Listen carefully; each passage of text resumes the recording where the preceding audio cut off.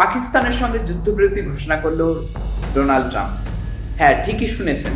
ভারত এবং পাকিস্তানের মধ্যে ভারত যে অপারেশন সিন্দুর পরিচালনা করছিল 6 মে রাত থেকে, তার ফলে প্রায় পাকিস্তানের 9টি জায়গায় অপারেশন সিন্দুরের ড্রোন হামলার ফলে জঙ্গি ঘাঁটিগুলোকে ধ্বংস করে দেয় ভারত।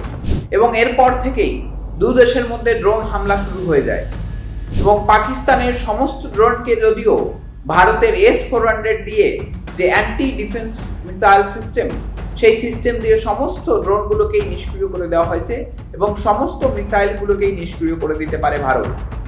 কিন্তু তবুও দু দেশের মধ্যেই ড্রোন হামলা চলতেই থাকে।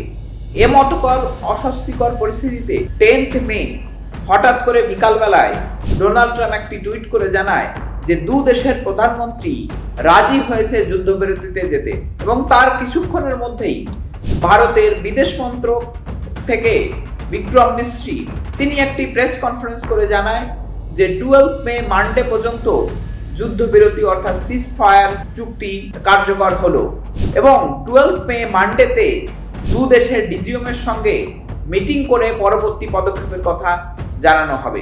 যদিও এই সিজ ফায়ার চুক্তি করার পরেও পাকিস্তান সিজ ফায়ার ব্রেকডাউন করে তারা আবার ড্রোন হামলা শুরু করে দেয়। এখন দেখা যাক মানডেতে দু দেশের ডিজিএমও ডোনাল্ড ট্রাম্পের সেই টুইটারকে প্রাধান্য দিয়ে যুদ্ধবিরতি চুক্তিতে যায় কিনা, অথবা ভারত যুদ্ধ চালিয়ে যেতে পারে কিনা।